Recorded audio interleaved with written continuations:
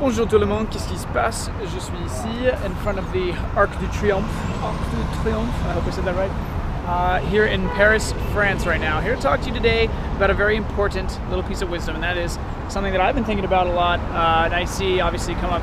It's extremely prevalent in every human being on the planet Earth, including myself and everyone else, and it's what is your story?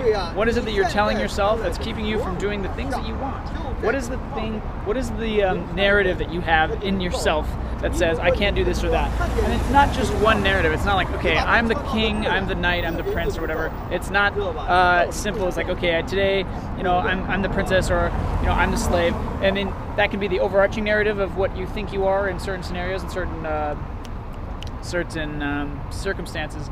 But often the narrative of things ends up coming at like a it can be situation to situation. Like, for example, like you're in a relationship, you're like, oh, I'm always the person that gets broken up with, and that's your story on that. You know, you can say like, oh, I'm always last in line. That's another little tiny story, not nearly as important as say like, I never get what I want, or I will never get what I want, or I'm always the victim and I'm always going to lose. Obviously, that's a much larger narrative that obviously you can just go to a therapist and talk to them about it. Again, there's no guarantee that's going to work, but my goal here is to just bring up the idea of the narrative and the story. What is your story that you're telling yourself, and why it's important to ask yourself that question and figure it out eventually anyway. I was working with a lovely lady. She's an older woman, and she was talking about how she wanted to travel to Asia. She wanted to travel to Vietnam and go to all these different places and see all these different things. And she never actually went there, but she talked about, you know, how hard it would be to plan everything and how hard it would be to do everything, and so she never actually went. She actually is still in that office, I believe, and she has been in that office for a long time.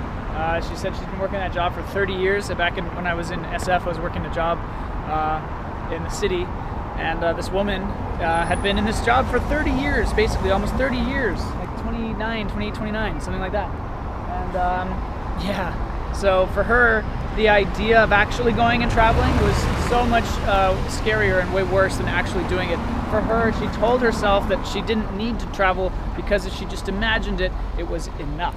So that's kept her from doing the thing that she actually wanted to do. In her case, that would be her story, at least with regards to that. I mean, I've got a million different stories, man. Like, what's another story? I like to travel alone because it's easier and people follow me, or people don't. I don't have to wait for people. So that's like a story that I tell myself for why I don't travel with other people. Obviously, there's plenty of benefits to traveling with lots of other people. For example, the stories, the experiences you have.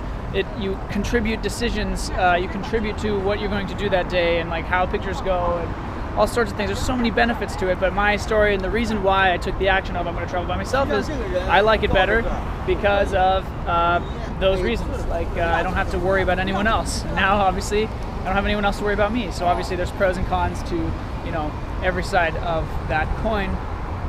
So, you know, you can't win it all. So there's plenty of different ways you can go about talking to yourself about what kind of story do you have in your head and what it is that keeps you from doing it. A lot of people have a thing about travel, like, I can't travel by myself.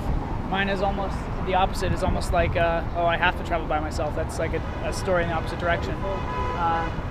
You know, you get people, oh, I can't quit my job because XYZ, you know, and maybe those are legitimate reasons, but I mean, we're in a weird place, and I don't know if anyone believes in quantum physics, but like, you can basically make anything happen, and I'm believing that I'm almost becoming planes exist, and planes were flying dragons in the sky like thousands of years ago. Like, that couldn't possibly happen, but now we don't just fly on things that are like soft and feathery. We fly in metal.